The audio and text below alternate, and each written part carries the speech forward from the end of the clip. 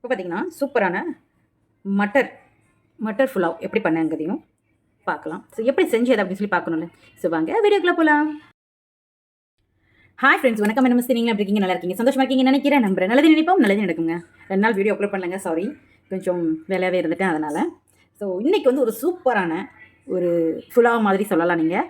So அதை நான் எப்படி என்னோட ஸ்டைலில் பண்ணுறேன்னு சொல்லி, இதுக்கு வந்து நான் பட்டாணி வச்சு தான் பண்ண போகிறேன். மட்டர் புலாவ் சொல்லுவோம் இல்லையா, அந்த மாதிரி மெத்தடில். பட் இதை எப்படி பண்ண போகிறேன், எந்த மாதிரி டிஷ் நான் வந்து ஒயிட்டாகவே இருக்க எந்த மாதிரி மெத்தடில் பண்ண போகிறேங்க வந்து சொல்லி டக்குன்னு பார்த்துக்கலாம். ஸோ வாங்க வீடியோக்குள்ளே போகலாம். ஸோ அதுக்கு என்னென்ன பொருள் தேவைன்னு சொல்லி பார்க்கணும்ல. ஸோ வாங்க வீடியோக்குள்ளே போகலாம். இங்கே பாருங்கள், பிரியாணி இலை, கிராம்பு 4 எடுத்து வச்சிருக்கேன், ஒரு பட்டை, ஒரு ஸ்பூன் சோம்பு, ஒரு ஏலக்காய், ஒரு அன்னாச்சி பூ, கொஞ்சோண்டி கல்பாசி. ஓகேவா, இந்த சைடில் எடுத்து வச்சுருக்கேன். ஒரு வெங்காயம், 4 பச்சை மிளகா. நம்ம வந்து வேறு எந்த மசாலாஸ் வந்து இதில் சேர்க்க போகிறது இல்லைங்க. அதனால் வெறும் 4 மிளகாவை சின்ன சின்னதாக வந்து நீளமாக இருந்தது சொந்தம். இங்கே பார்த்தீங்கன்னா தெரியும், இந்த மாதிரி ஒரு பெரிய மிளகாவை நான் இதை கட் பண்ணி இதை 3 கட் பண்ணி வச்சிருக்கேன். ஓகேவா, ஸோ அதுதான். அப்புறம் வந்து கொஞ்சோண்டி கருவேப்பிலை, கொஞ்சோண்டி புதினா, பாஸ்மதி ரைஸ் எடுத்திருக்கேன். இந்த பாஸ்மதி ரைஸ் வந்து நல்லா நான் வந்து தண்ணியில் ஊற போட்டு எடுத்து வச்சிருக்கேன். ஸோ வாங்க டக்குன்னு போயிடலாம். இப்போ பார்த்தீங்கன்னா பட்டாணி எடுத்துருக்கேன். ஸோ இந்த பட்டாணி என்ன பட்டாணினா ஃப்ரெஷ் பட்டாணி கிடையாது. நம்ம யாருக்குமே நிறைய சமையலுக்கு நம்ம வச்சிருப்போம் இல்லையா, ஸோ அந்த பட்டாணி தான் நான் இருந்தது. ஸோ அதை நான் ஊற வச்சு இன்றைக்கி அந்த மெத்தடில் தான் நான் பண்ண போகிறேன். ஸோ அதனால் இப்போ வந்து இதுக்கு தேவையான அளவுக்கு கொஞ்சோண்டி எண்ணெய் விட்டுக்கிறேன். நான்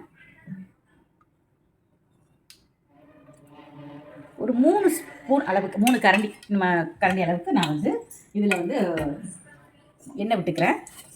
1 ஸ்பூன் அளவுக்கு நான் வந்து நம்ம நல்ல தாராளமாக 1 ஸ்பூன் தான் எடுத்துருக்கேன். நெய் இது ஆப்ஷனல் தான். ஒருவேளை உங்களுக்கு எனக்கு அது பிடிக்காது, நெய்யோட ஸ்மெல் பிடிக்காதுன்னா நீங்கள் அதை ஸ்கிப் பண்ணிக்கோங்க.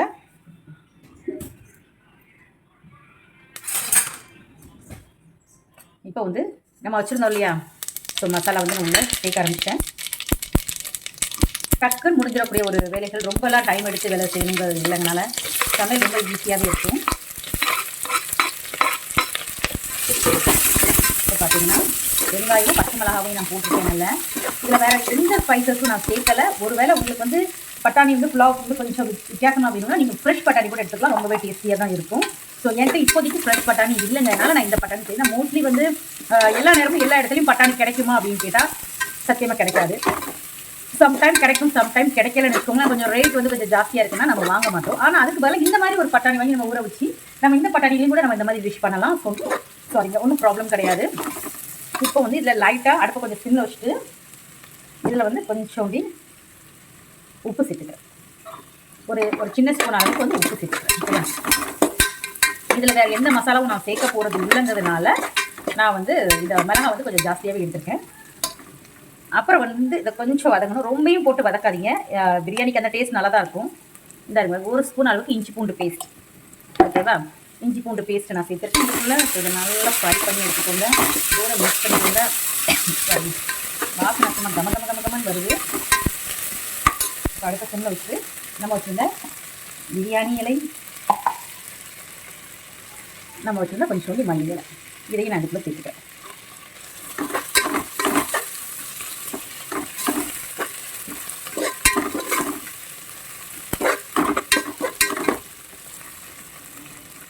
இதில் நான் வேறு எதுவுமே எக்ஸ்ட்ரா சேர்க்கலை, அதனால தான்.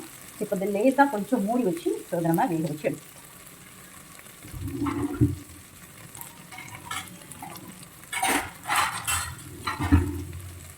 இப்போ வந்து இதில் கொஞ்சம் நேரம் 2 நிமிஷத்துக்கு மூடி வச்சிடுறேன். மூடி வச்சுட்டு நம்ம அதுக்கப்புறம் நம்ம அதை பார்ப்போம். ஸோ 2 நிமிஷம் வெந்துருச்சு. நான் இதில் மஞ்சள் சேர்க்கலை, எதுவுமே சேர்க்கலை. நம்ம ஒயிட்டாக தான் பண்ண போகிறோங்கனால நான் இதில் எந்த மசாலாவும் வந்து நான் சேர்க்கலை.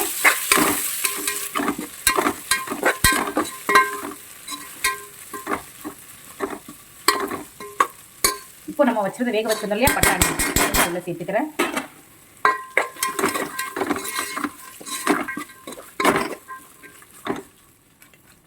ஸோ 2 நிமிஷம் குக் ஆகட்டும். அப்புறம் நம்ம அளவு தண்ணி ஊற்றி இது மாதிரி வேக வைக்கிறோம். அதுதான். ஸோ சிம்பிளாக நம்மளோட வேலைகள் வந்து முடிஞ்சிடும். ரொம்பலாம் பெரிய வேலை கிடையாது. எல்லாம் ரெடி பண்ணி வச்சோன்னா டக்குன்னு வேலைகள் முடிஞ்சிடும். அதனால் ஸோ நான் எடுத்துருக்கிறது இந்த பெரிய கிளாஸ்க்கு 1 கிளாஸ் வந்து நான் அரிசி எடுத்துருக்கனால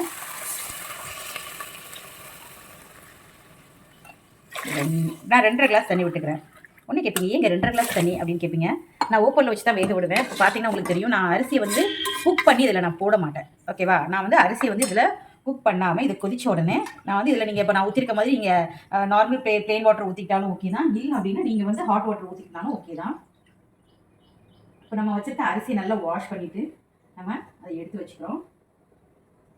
ஸோ இந்த மாதிரி ஒரு ஒரு ஒரு பிளெயின் பிரியாணிஸ் பண்ணுறோம் அப்படின்னா ஸோ கொஞ்சம் சைடு கிரேவி வந்து கொஞ்சம் ஹெவியாக நல்ல ஒரு ஸ்பைசினஸாக வச்சுட்டோன்னா ரொம்பவே அமேசிங்காக இருக்கும்.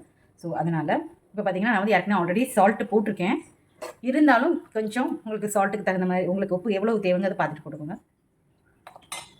எனக்கு உப்பு பத்தலை, ஸ்பைசி ஓகேங்க. அந்த மிளகாவோட காரம் வந்து சில்லுன்னு இருக்குது. ஸோ சூப்பராக இருக்குது. இது வந்து கொஞ்சம் பாயில் ஆகட்டும். இப்போ பார்த்தீங்கன்னா தண்ணி வந்து நல்லா சூடாக ஆரம்பிச்சிருச்சு. நல்லா சூடாக ஆரம்பிச்சிருச்சு. எதுக்காக இதை மசாலாஸ்லாம் போட்டு இந்த பட்டாணியும் போட்டு உள்ளே கொதிக்க வைக்கணும்னா அப்போ தான் அந்த உப்பு உரப்பு எல்லாமே நல்லா சேரணும். இப்போ நான் வந்து அரிசி நம்ம வச்சுருந்தோம் இல்லையா, இந்த அரிசி வந்து உள்ள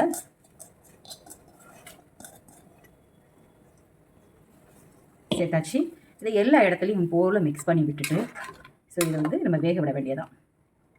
2 நிமிஷம் இது வந்து ஓப்பனில் வேகட்டும். அதுக்கப்புறம் நம்ம மூடி போட்டுக்கலாம். இப்போ பார்த்தீங்கன்னா வந்து உங்களுக்கு நல்லாவே தெரியும். இங்கே பாருங்கள், ரைஸ் வந்து நம்ம அப்படி போட்டிருக்கோம், அப்படியே மிக்ஸ் ஆக ஆரம்பிச்சிருச்சு. ஸோ நமக்கு பட்டாணி கிடைக்கிற போது நம்ம இந்த மாதிரி ஒரு சில விஷயங்களை வந்து இது பண்ணிக்க வேண்டியதான். ஸோ அந்த பட்டாணி இல்லைன்னா என்ன, இந்த பட்டாணி போட்டு சூப்பராக நம்மளோட புலாவ் பண்ணிக்க வேண்டியதான். இப்போ நல்லா வேக ஆரம்பிச்சிச்சு. ஸோ நான் அதை அடுப்பை சிம்மில் வச்சுட்டு இதை மூடி போட்டு நான் ஒரு 10 நிமிஷம், இதுக்கு எவ்வளோ தண்ணி இறங்கி 10 நிமிஷம் நான் வேக எடுத்துடுறேன். ஸோ இந்த 10 நிமிஷத்துக்கு வேக வச்சு எடுப்பேன். இப்போ பார்த்தீங்கன்னா சூப்பராக வந்திருக்கு. நான் வந்து இதில் தக்காளி போடலை. நான் வந்து ஃபுல்லாக ஒயிட்டாக இருக்கணும்னு. தக்காளி ஒருவேளை நம்ம போட்டோம்னா அது கொஞ்சம் இந்த லைட்டாக ஒரு பிங்கிஷ் மாதிரி ஆயிடும் இல்லையா, அதனால் நான் போடலைங்க. பாருங்கள், சூப்பராகவே நமக்கு நல்லா வெந்து வந்திருக்கு. ஸோ இன்னும் நான் வந்து இன்னும் கொஞ்சம் குக் ஆகணும். இது வந்து ஒரு 74% குக்காக இருக்குது. ஸோ நான் இப்போ என்ன செய்ய போகிறேங்கிறதுக்காக தான் உங்களுக்கு காமிச்சேன். இப்போ நல்லா தம் போடுற மாதிரி நம்ம வந்து தம் போட போகிறோம். இப்போ நான் வந்து இதுக்கு மேலே கொஞ்சோண்டி மல்லி இலையை தூவி விட்டுறேன். மல்லி இலையை தூவி விட்டதுக்கப்புறம் சூப்பரான ஒரு ஸ்பூன் நெய் விடுறேன். இது ஆப்ஷனல் தான், ஆனால் விட்டிங்கன்னா அது மாதிரி நான் சாப்பிட வைப்பேன். எங்கள் வீட்டில் எந்த ப்ராப்ளம் இல்லை அப்படின்னா நீங்கள் தயவுசெய்து அது மாதிரி சாப்பிட்டு பாருங்கள், ரொம்பவே சூப்பராக இருக்கும். நான் ஒரு ஸ்பூன் 1.5 ஸ்பூன் வச்சுக்கோங்களேன். அப்படியே லைட்டாக அப்படி விட்டுட்டு இப்போ தம் போட்டுருவோம். ஓகேவா, தம் போட்டு இதை நான் வைக்க போகிறேன். இப்போ வந்து தம் போடுறதுக்கு ஒரு தவா வந்து மேலே வச்சாச்சு.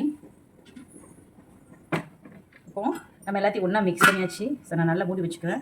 இல்லை எங்ககிட்ட வந்து காயில் பேப்பர் இருக்குது, இல்லை துணி இருக்குது அப்படின்னு சொன்னால் நீங்கள் அதுக்கு தகுந்த மாதிரி நீங்கள் யூஸ் பண்ணிக்கோங்க, ஒன்றும் ப்ராப்ளம் கிடையாது. இப்போ நான் வந்து இது ஒரு 5 to 10 நிமிஷம் வரைக்கும் இப்படியே மூடி வச்சுட போகிறேன். ஸோ மூடி வச்சுட்டு பார்க்கலாம். இப்போ வந்து என்கிட்ட அந்த காயில் பேப்பர் இருக்குதுனால நான் வந்து என்ன செய்ய போகிறேன்னா இதை வந்து போட்டு விட்டுற போகிறேன்.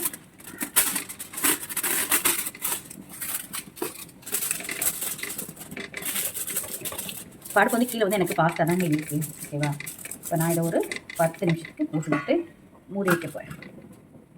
ஸோ சிம்மில் வச்சிடுறேன். நான் இப்போ ஒரு 10 நிமிஷம் கழிச்சு நம்ம இதை பார்க்கலாம். ஸோ இப்போ பார்த்தீங்கன்னா உங்கள் முன்னாடி தாங்க நான் ஓப்பன் பண்ணுறேன். Wow, amazing. பயங்கர சூடாக இருக்குது. நம்மளோட மட்டர் புலாவ் பயங்கர சூடுங்க. அப்படியே போல நல்லா உந்துக்கிட்டு இருக்கு. நான் வந்து இதில் தக்காளி எதுவுமே ஆட் பண்ணல. ஸோ நீங்கள் வேணால் அதை ஆட் பண்ணிக்கோங்க. ஸோ இது கூட சாப்பிடும்போது நல்லாவே இருக்கும், செமையாக இருக்கும், எம்மியாக இருக்கும். ஸோ வாங்க ஸோ பண்ண ஆரம்பிச்சிடலாம். சூப்பரான மட்டர் புலாவ் நல்லாவே வெந்துருச்சு. அப்புறம் சாதம் வேகாத மாதிரி இருந்துச்சு. ஸோ பாருங்கள், சூப்பராக வெந்துருச்சு. இது கூட நம்மளோட எக் மசாலாங்க.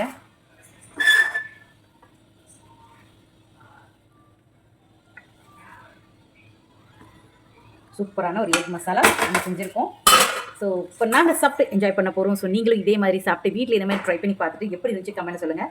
ரைத்தா அது கூட சேர்த்து வச்சுக்கலாம். ஸோ நான் ரைத்தா கொஞ்சம் நேரம் கழிச்சு நான் செஞ்சுப்பேன், இல்லைனா நான் அப்படி கூட சாப்பிட்டுப்பேன். அதனால தான்.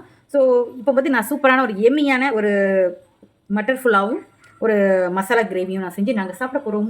ஸோ நீங்களும் வீட்டில் எதுவுமே செஞ்சு சாப்பிட்டு என்ஜாய் பண்ணி எனக்கு கமெண்ட் சொல்லுங்கள். ஸோ இந்த வீடியோ பிடிச்சிட்டு லைக் பண்ணுங்கள், கமெண்ட் பண்ணுங்கள், ஷேர் பண்ணுங்கள், சப்ஸ்கிரைப் பண்ணுங்கள். தேங்க்யூ ஃபார் த வாட்சிங். Bye friends.